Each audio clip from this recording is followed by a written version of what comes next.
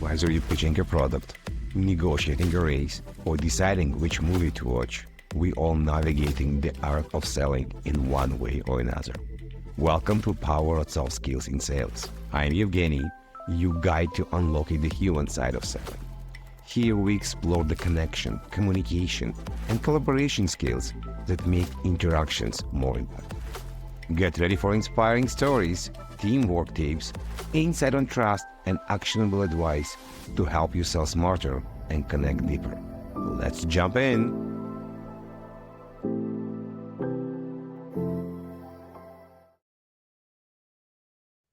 A pleasure today to talk to Tanja. We met in a very interesting way during my TEDx training. I got the pleasure to be trained by Tanja. By the time this episode aired, it may be after TEDx or maybe before, I'm not exactly sure. But before we go there, Tanja, please introduce yourself and what do you do day by day?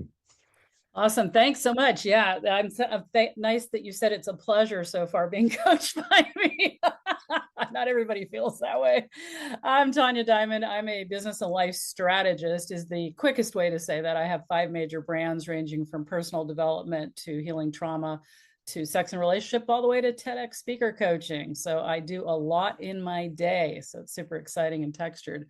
And I've been self-employed since I was 16 years old, and I am currently 63. And then the internet, 1992, one of the first women to make money online that wasn't in the porn industry.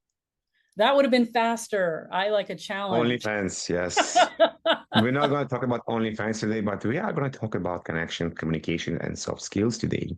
And you have a lot of different brands and a lot of different domains.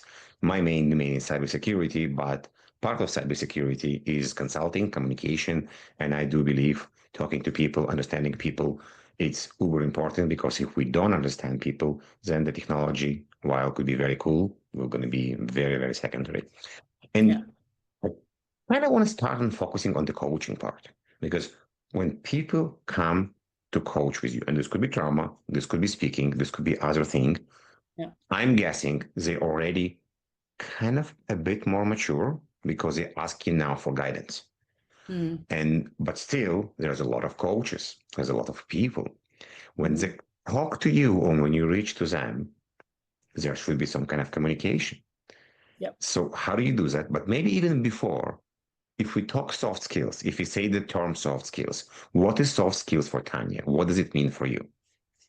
Soft skills would be the thing. I mean, you're nailing it. Like communication is the number one soft skill I think almost all of us need if we're interacting with other people.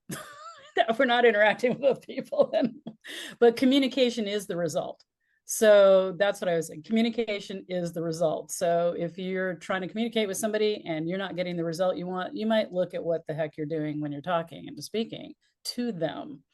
So as somebody who's an autistic polymath, communication was the thing that was definitely dicey for me growing up. Let's just say a lot of people don't appreciate my communication skills or technique, style. That's the word I was looking for.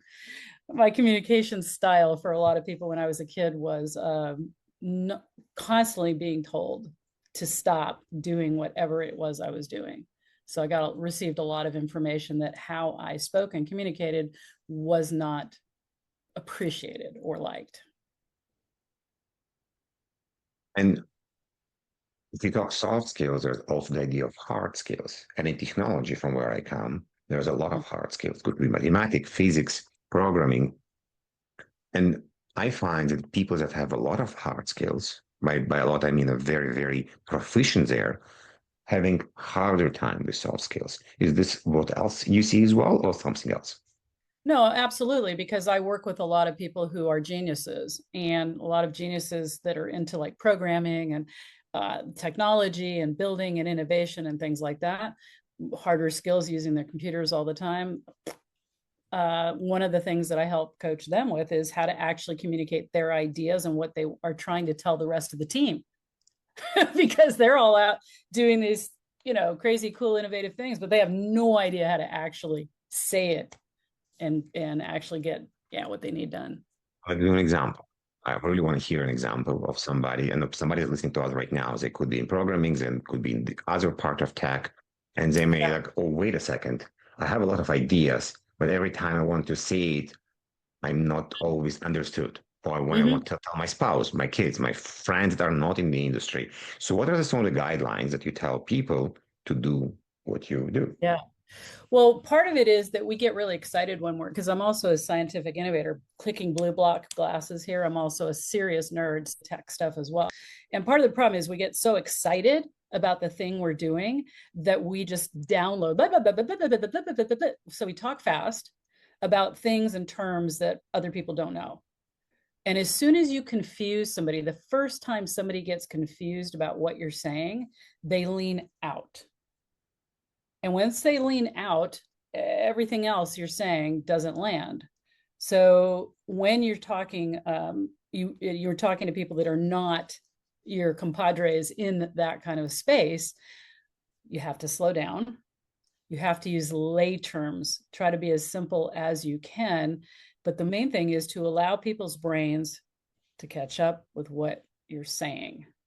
It requires pausing, changing your tone of voice, and being more calm. If I'm very excited and I'm in my zone, how do I know? What if I'm so excited that I don't even understand that any of the other person I'm talking to is already checked out? Yeah.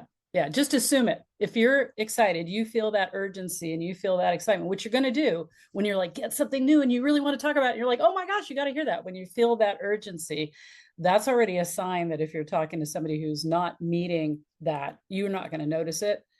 You have to practice ahead of time, Do you and practice this with yourself? Do you practice this yes, in front of the mirror, or you grab someone and like, hey, you're gonna practice telling stuff? whatever it takes, listen to it into a voice recorder and listen back. And if you feel like you're speeding like this and you're talking really like this, that's too fast. You're not breathing. And I do want to adhere to this part.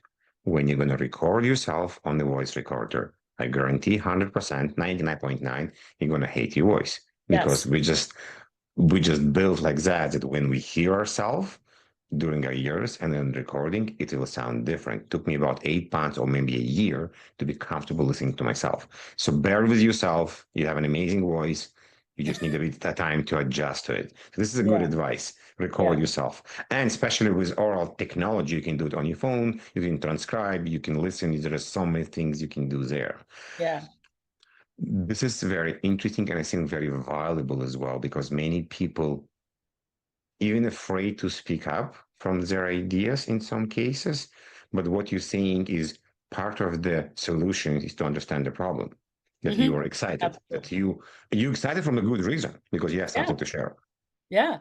And whether you're trying to explain that to your team or people that you need something from, then it's more imperative that you slow down and you parse out the information in bite-sized pieces and not one long stream of consciousness. And that's what I really see from a lot of people who are innovators and geniuses is that they just like, and I do the same thing. I mean, when I got into AI and things like that, and I was trying to explain things to people, I was like, my best friend said, yeah, I love you. And clearly this is super exciting. I don't understand a freaking word that's coming out of your mouth. So it's like, yeah. So let's try to kind of put it by pieces. We mentioned soft skills, you mentioned pauses, you mentioned slowing down. Depend Mhm. who you ask, they may say this is not a soft skill, but I think who cares? We can define what soft skills for us. What other soft skills are valuable from the communication part for you? Well, when I say communication is the result, I really mean that. If you're speaking to somebody and you're not getting the result you want from that experience, then you need to reassess and step back. It's instead of blame the other person first, like, oh, you just don't get it. I don't, you take a pause and I can tell you what I do. I take a pause and I reassess. Did I set this person up for success? And that means something like this. Hey, I just need you to listen to what I'm saying. I don't need you to fix it. I don't need anything else. But are you in a space to just hear what I'm saying? Or I want to tell you something and I'd like you to listen to it and then tell me if it's confusing or what part I need to work on or I need to explain better to you. So by preemptively setting up the conversation, as this is really good in relationships and things like that, When you do that, you set both of you up for success by I let you know what I need before I start talking. I'm getting very excited. Very cool topic. Well, let's go deeper. We mentioned coaching. You have a potential new customer. They find you on the internet, somebody introduce you. Now you need to get into the heart. They understand they're getting the best deal, the best person. What is your, it's not, I don't want to call it a framework, maybe guidelines to yourself. How do you communicate the value? Yeah, the first thing I do is I set the conversation up for success. So let's say you're coming into my coaching, TEDx coaching container, and I'm like, hey, so I just want to let you know what to expect on this call. I'm not going to be asking for your credit card. I'll send you an email afterwards. So what I want to know is like where you are in the TEDx space, what you know, what you questions you have, those types of things, why you want to do this. And then I will answer all of those and I'll give you a high level look at what's going on. And then afterwards, if you're interested, I can tell you about what I do for people. But the first thing I'm doing is basically answering their objections. I'm getting all the things that they're worried about out of the way by setting up the expectation of what's going to happen. And I do that with my relationships too. Like, hey, I'd like to talk. This is what I want to talk about. We're okay. I love you. Everything's fine. And here's what's going on. So you kind of already going towards the end, not like I'm jumping on a call and I'm expecting when you're going to tell me the bill and or you tell me Right. it's not going to work. You basically tell me in advance, let's take it out of the way. And you are guiding. You are guiding right away what's going to happen, what to expect from you, how you work and how you operate. And I really love the idea that even in your relationship, you're basically saying, let's talk. Yeah. Not like, hey, how you doing? How was your day? How was groceries? By the way, you messed up. You're saying, Yeah. okay, I need to talk to you. It's switching the conversation from blah blah to okay, there's something happening. Good, Yeah. bad. Okay. Yeah. Yeah. And I love you and we're okay. So understanding that, this isn't the end Yes. of something. I hope you're not telling all your customers that you love them. Okay, this may not Oh gonna yeah. work. No, I do that all the time. But so you're working with a highly, I guess, high individuals, the people that basically Yeah. are achievement. Because they have a certain ego. They may be not good with feedback, or they need to understand the feedback they want. And some people want direct feedback. Someone massage me, please. Yeah. Make it nice for me. Some only give me the good feedback. Right. Yep. How do you understand the feedback the person need? Because at the end of the day, you cannot just kind of paint the brush and say, I don't care, love me as I want, because it's our customers. You need to adapt. Customer journey, customer success.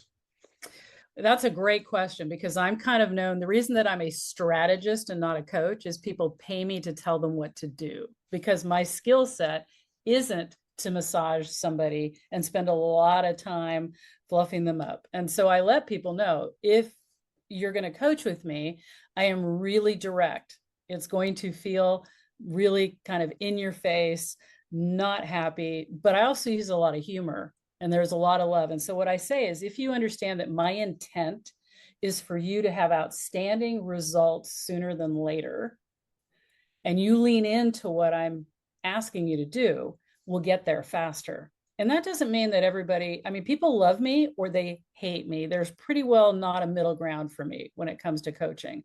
So I wouldn't say that my style is right for every coach. But I'm known that when people lean in a little bit, they get curious about what I might do, they end up loving me because it's clear, it's direct. They know that they believe what happens is they trust me because they know I'm going for outstanding. And so, but I set them up though. I tell them what it's going to be like. So that's that expectation again. I can say that from personal experience, been working with you for the last few months, not day by day, but over the document, that it is harsh. But what I felt very quickly that in some cases you're starting a program with someone like coaching, and it sounds very flattering and amazing the first week or two until you pay them, and then somehow you going somewhere on a back Mm, end. What I felt working with you is you're going to be harsh, you're going to have a kick in the butt, but I felt that you're going to stick with me, that you're yeah. going to actually finish what you started And it's not going to be, okay, you're on your own, bye bye. There is still something missing. Mm. So I understand this. And it may not work for everyone, as you're saying, but Correct. the more people understand, it will work with them. How important is the building of the rapport, building the communication with the other person? You still need to get to them. Even if they agree, they still may be unhappy, but you still need to build this rapport. What do you do? How do you build this? Yeah. So the question begs, how much rapport do you need to be with somebody for them to buy in? For instance, my surgeon, if I have a surgeon, I don't need rapport with them. I just need to know they're awesome at cutting. They're I don't care. They can have the worst bedside manner in the world, but if they were a rock star in the OR, that's what I want. And I've had 34 surgeries, so I'm very, very versed at that. So the first thing is, how much rapport do you need with somebody depending on what you're doing? When I'm working with people's TEDx's, you got to think that's one is a really important thing for people, right? Like that's a dream that a lot of people have. And so it's a big deal. I'm taking their TEDx baby, and I'm literally shredding it and saying, it sucks. That's horrible. Let's change it. I think that the rapport that I build with people isn't the typical rapport. It's the rapport of trust that I build with people, not the rapport of like, hey, how are you? We're good. Let's say that type of thing. But I build integrity trust. Like, that when I say something, I'm full-heartedly in it. And that and I also tell people, if you disagree with me, I want to know. I put you in charge of your accountability for how you're feeling as well. I'm guessing it's not like one day you download a package from the internet and you knew how to do it. No, no, There was no. a trial and error. And Yes. I, and I'll tell you where we're going with this. One, I want you to describe your process of learning to do that. Yes. Two, I want you to give advice for people, not what to do because you cannot, it's everybody individual, but what they need to think about how they should learn to build rapport in their own way. Yeah, absolutely. Well, number one, obviously, it was hard one because everybody wanted me to do something that I wasn't normally created to do. The typical small talk rapport. Hey, how are you? What are your kids? I'm bad with names. You know that. I freak out about I have name anxiety. I freak out about your name all the time. And so I have these quirks that don't allow me necessarily to do the same type of rapport that everybody else does. So my style became earnest, like that ability for me to show you how earnest I was about you and that I care about your result. You as a person kind of comes secondary, which is like counter, like your dream is what I am holding to be outstanding. And I will go to the end of the earth to make sure you get that handled. You as a person, who you are, your kids, all of these other things, this is like kind of not my biggest interest, which sounds horrifying, right? Like, how do you build Yeah. rapport? Yeah. And I think what happens is that people just feel my earnest nature to really get you results and value. Like, I'm bought in. You said I'm going to stay with you. That's the feeling that most people have when they get on the first call with me, is that I pretty well coach people. And the first call I get on, I don't market to people. I just like lean in and say, what's up with you? And they're saying this. And I'm like, all right. And I show them what I have and how that care is met in a different way. Now, most people have to build rapport by actually learning something about somebody, asking a question like, what's going on with you and what have you tried? But the earnest, like the energy comes across. If you're just reading a script and you're asking people, but you don't really care, they can feel that. So that's why that didn't work for me, because that's not my primary concern. Where you feel the interest and energy is, what do we want to achieve? That's when you're going to feel that energy. That's when you're going to see my face light up. That's when you're going to feel that I'm all in. So this isn't just, yeah, I can do it on the phone too. We hear and see interest and energy. And so if you're flat and just reading a script and just like, hey, how are you? Oh, that's awesome. Huh? You can't feel it. So the connection is really more energetic, I believe. If I can try to rephrase more for Yes. myself and Yeah. maybe for other people as Not, well, yeah. is Not mansplaining. no, no, no, no, no, no. I'm I, teasing I, you. I like to summarize. So if you learning to build rapport, you need to understand why you're doing that. Is this just to Yes. sell something, or you actually care about the results? I Yes. was talking to a friend of mine. She is doing mortgage consulting. She's actually really happy to see people buying houses. So she Yeah. making someone happy. So for her is to end of story that somebody buy a house and she was able to be part of the journey. I have other friends that helping with patents and many, many other people that of course they like to make money, don't get me wrong, but Sure. they also see the work benefits the greater good. Yes. So I guess when you build into your report, you need to understand why you're doing this, how genius you are, and what is there for you. Because you actually liking the idea that people did the TEDx, people did the journey, they got what the mini, small dream or big dream came true. Yeah. Yeah. Can you break it to maybe some mini steps? If people listening Mhm. to right now, like, okay, where do I start? Okay, I want to do this, but where Yeah. do I start? Yeah. In the rapport building. Is that what you're asking? Or Yeah, yeah. yeah. Yeah. Well, first of all, your basic intent, because your energy follows intent. So if your intent is I'm desperate to sell you this, I don't care what you say. You're just going to have that energy. So that's the first part is, I spend that moment before I get on a call or coach anybody is thinking about that person and what their dream is. And then what is my intent for that person is to achieve their dream. And that feels to me really humbling that I could be part of that. That moment of gratitude and humbling, that space is where I lean into a call. So I manage my own energy first, not the words, but how I'm feeling when I show up on that call. And that is a mini step, but that I think is one of the most powerful things, whether you're a speaker, whether you're doing anything. If your energy is lined up with the intent of what you're going, everybody feels that. Okay, for a second, we mentioned gratitude, also part of soft skills. So mention a bit of curiosity, but gratitude is definitely important. And Yeah. guidance. So some of the things that people listening to us right now think about this and read about them more and see, do you actually show the gratitude? Do you actually show the guidance? You talk about guidance or you ask to be guided. It's all important parts. This is good. What else? Yeah.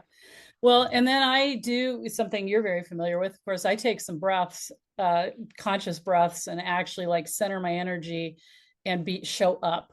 So I let go. I create a little mini ritual before I get on any call. I can do the gratitude. I clear my space. I show up because I believe that presence, when I'm 100% in with you, I don't have to say as many words to be in rapport with you. You know and feel like I am really there with you. And even if I'm on a group of 100 people on a Zoom call, I can hold that presence. How did you get to this part? Who influenced your soft skills learning? Was there a person, books, films? Mm-hmm. It was trial and error. It was really trial and error because the way that my autistic brain works and wasn't really anything that was out there to read about or to see. When I did coaching programs, people would want me to lean into their structure. It didn't work for me. When I did speaking programs, it's like, be yourself. Like if being myself worked, I wouldn't be here paying you money. So there's the idea of being authentic, but then there's the need to be authentic in whatever container you need to be in that moment. As an authentic speaker, this is how I talk at home. I'm like, oh my God, you guys, you should see this shark. He's like, what? And he's like, blah, blah, blah. That's me at home. Now, if I coached like that, if I got on a stage like that, it wouldn't work. So how can I still be me? Different personas. Right, it's still me, but it's me calibrated to what it is I'm trying to do. I know for me, people joke all the time that I usually speak very fast. But when I start podcasting, I learn to slow down. So sometimes I'm talking to friends like, hey, what's up with the podcast post? Podcast voice, hey, calm down. Yeah, like, get back to yourself. Okay, speak normally. Right. But then once again, if you do that, people's brains don't keep up as well. And Yes, so definitely. that's understanding. So the other part then is the psychology of what you're doing. So understanding your audience psychodynamics. Wow, those are fancy word. That just means what is your audience capacity of expectation and understanding. Audiences today have no attention span. So basically, if you don't keep their attention in some way or another, they're out, right? If you don't understand that, then that communication you're trying to do is gone. It's worthless. This is reflects, so I'm dealing a lot of salespeople and customers in cyber and in tech. And for you that listening, this is also related to all your fancy presentations you want to show the customers. They don't care about it. They don't care how much money you raise in the first call. They don't care what your founders did before. In most of the cases, sometimes they do. But think about, do they really care about the entire dynamic of your company, or one slide is enough and actually move to the meat and potato? You are 100% right. I start anything with a mini story, because once you tell somebody a mini story, they're bought in. They're like, oh, that's interesting. And so even in my speaker coaching, when I talk the talk formula that I teach, right, there's that mini story in the front that has nothing to do with anything. But what it does is the audience psychodynamics, they buy in. Oh, you're going to tell me a story. You're not teaching me anything. You're not selling me anything. I love stories. Let's do this. Great. What else you would like to add? Because we can talk forever. We've been talking for 25 minutes and feel for like 2 minutes right now. Anything you think it's important in communication soft skills? And because we're speaking about, because we're speaking about coaching and speaking and TEDx, what is some of the small advice you can give to people that are speakers right now? And you mentioned attention span, that I think would be very valuable for everyone and make people think how to change the way they communicate when they're on stage. Yeah, first of all, the whole idea of audience psychodynamics is important, because most people think about their speaking from what they want to say versus what the audience needs to hear. Now, that's like, what does that even mean? Well, what that means is all the important things that you think are so important to say, they don't care about. And if they don't care about it, they're out. So the first thing you always have to do is be, I think, interesting or entertaining. Do not start anything with, hi, my name is blah, da, blah, da, blah. That is like the most boring thing on the planet. It doesn't matter who you're talking to. Start out with something interesting so that people's brains light up. It changes what they're doing. And also understand that emotion is the biggest authority you have. If you can enroll somebody emotionally, whether it's like, hate, doesn't matter. It doesn't need to be good or bad, but enrolling somebody emotionally means that they will follow you to the ends of the earth. You now have more credibility than all the accolades on your PowerPoint when they buy into you emotionally. What I wanted to summarize the episode, I think you did it beautifully. I do want to add one small part, that if you're thinking too much about what you're going to say in every word, that you're blocking yourself to actually have enough energy, focus to be emotional, because the entire focus going on there. So even if you messed up, it's okay. Be yourself. Tanja, thank you very much. A lot of good stuff. I really like the idea about being present. I really like the idea of preparing to the call with the customer, potential customer coaching, because you're fully committed. You're showing who you are. You're putting right away what's going to happen, removing all the blockages, and let people be focusing on the conversation and not how much you will be charged and other stuff. So this is amazing advice. I hope people will enjoy the episode and will find you later on in case you need help talking about this, where they should go to find you. Well, if you can spell my name right with this Tanja Diamond, I'm on 30 or 40 pages of Google. You cannot miss me, but you have to spell my name right. Tanja Diamond. You've got that. You'll find me. We'll definitely link in the comments as well, so people know how to find you on LinkedIn, Facebook, and all the websites as well. Thank you very much for joining. I really enjoyed the conversation. Thank you. Thank you for listening to The Power of Soft Skills in Sales. Remember, the best sales teams aren't just great talkers and deeply technical. They know how to listen, ask questions, guide, and connect on a human level. Enjoy the episode? Please subscribe, leave a review, and share it with someone who benefit. For more tips and insights, visit softskillstech.ca or .com. Until next time, keep sharpening your soft skills and unlocking your full potential. Check out the next episode and subscribe to our newsletter. See you soon!